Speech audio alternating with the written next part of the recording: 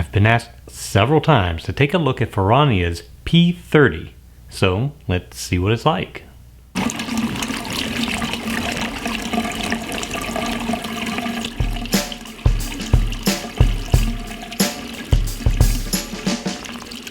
I wanted to do some more film comparisons to Tri-X like I began earlier in the year. But to keep things consistent, rather than do them every now and then, I went ahead and got 49 different film stocks, everything I could get in 35mm from B&H and Freestyle. So unless they were out of stock, I got a roll of it. Now, if this part of the video seems familiar, it's because I'm using this portion of the video for all 49 of them rather than record it 49 times. So if you want to skip ahead to the H&D curves or the prints, time codes are right over here.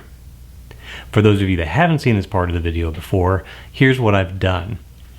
So I wanted to use each film with the exact same shot, which is a headshot of me with a Kodak Gray Card Plus, which happens to have a red, blue, and green patch, a cyan, magenta, yellow patch, and then a dark and a neutral flesh tone. Then, with those shots taken, I bracketed every shot in third of a stop so that we can make sure we have a negative of equal shadow density to the base target film of Tri-X.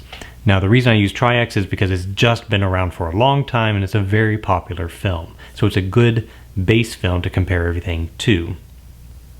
Then, once everything was developed, which was developed in D-76 at stock for the manufacturer's recommended time, I printed everything on Ilford using the exact same aperture, contrast settings, developer, and everything. The only thing I changed was my exposure time, and that was to make sure that I compensated for any base fog variation from one film stock to another. Other than that, everything was left the same so that we can have a comparison of just the qualities of the film. Now, there's going to be some differences in contrast, especially on the high end, and that's because the manufacturers getting their development time may not have used the same target that Kodak used for Tri-X. And that's okay. We're not looking at the overall contrast for everything. What we're really looking at is grain characteristics, tonality, how the film treats the shadows versus the highlights, that sort of thing. And we're looking at spectral sensitivity, thus the Gray Card Plus, rather than just a regular Gray Card. So we're going to go ahead and look at H&D curves, which if you saw one of my earlier videos on sensitometry, I like to use pen and paper and make my graphs. However, my wife was really ready to make sure I was done with this project. So she put everything into a spreadsheet for you all. So even though I don't like them, I want to show them to you thanks to her. Then we're going to go ahead and look at the prints side by side with the same print made from Tri-X. And from there, you can decide if you like the film and if you want to go and use it.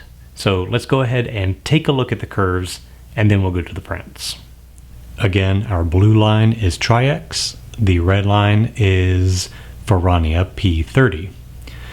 You can see that the curve for Ferrania is kind of a traditional curve slope upward. It's got that graceful curve down at the bottom and just goes straight up. It has a very nice smooth line to it.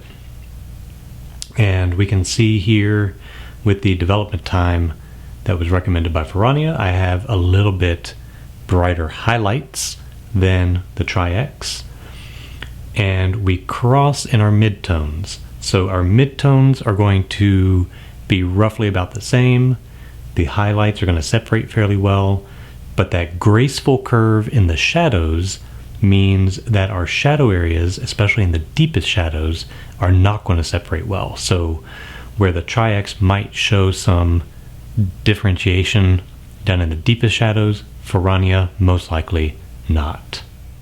Looking at our prints side by side, we have Tri-X here, Ferrania here. Now, at first glance, it looks like Ferrania is printed very dark relative to our Tri-X.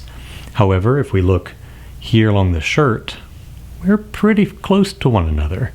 The middle gray from the patch are slightly darker, but the most interesting thing here would be our color patches and how that rendered.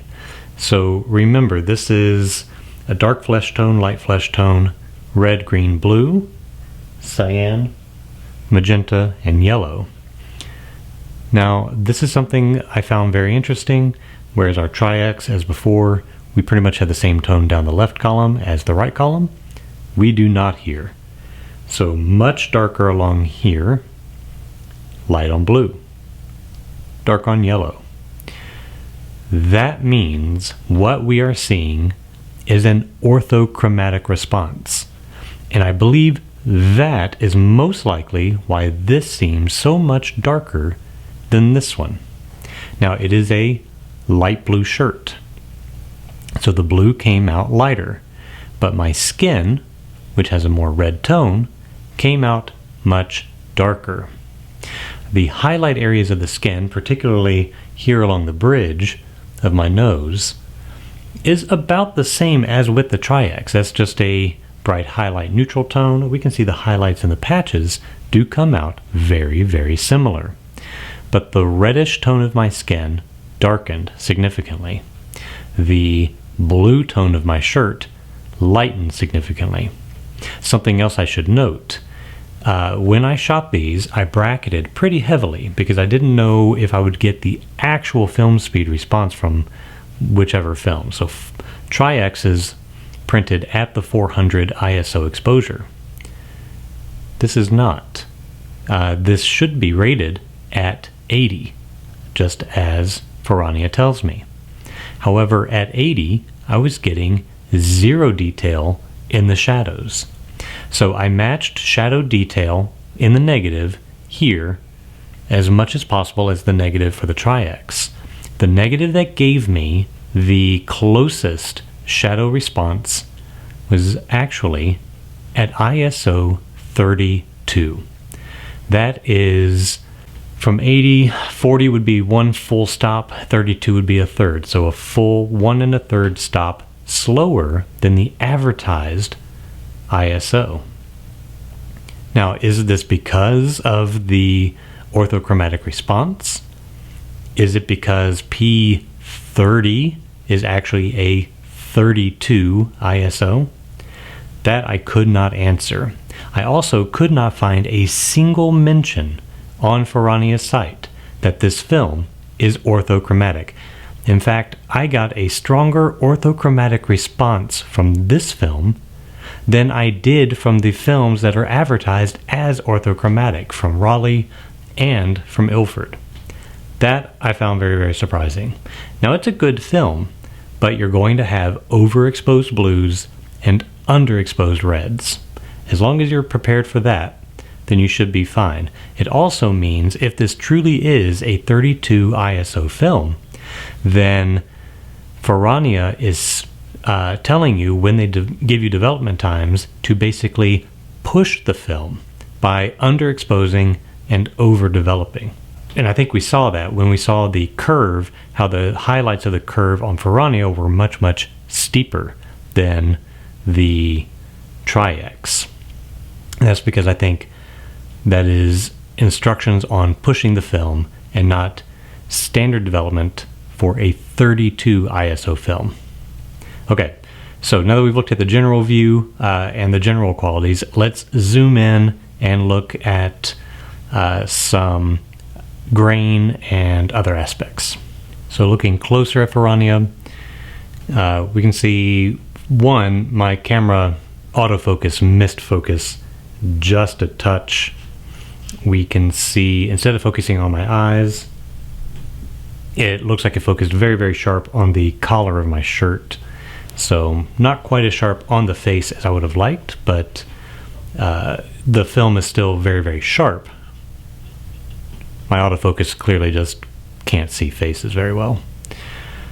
All right, grain, as we would expect with a slower film, it is a much smoother, smaller grain than Tri-X, being a 400 speed film. That would be anticipated. That's good. Shadow detail, we can see is still a little underexposed. That could be because of the red in my skin is showing less exposure on the shadow side. It could be that maybe the film is actually even slower than 32. Detail is nice and sharp. We can see that the highlight on my nose is fairly close in both, so I feel this may not necessarily be underdeveloped, even if it may be slightly underexposed. But sharpness, detail, very nice for this film. The grain, nice and small, nice and smooth. The biggest difference between these two films, aside from the obvious speed and grain, is of course that spectral response. As long as you're prepared for that, this is a very, very nice film. I would just recommend overexposing, really calibrating your development times, and you should be good to go. So thank you for watching. Please like, subscribe.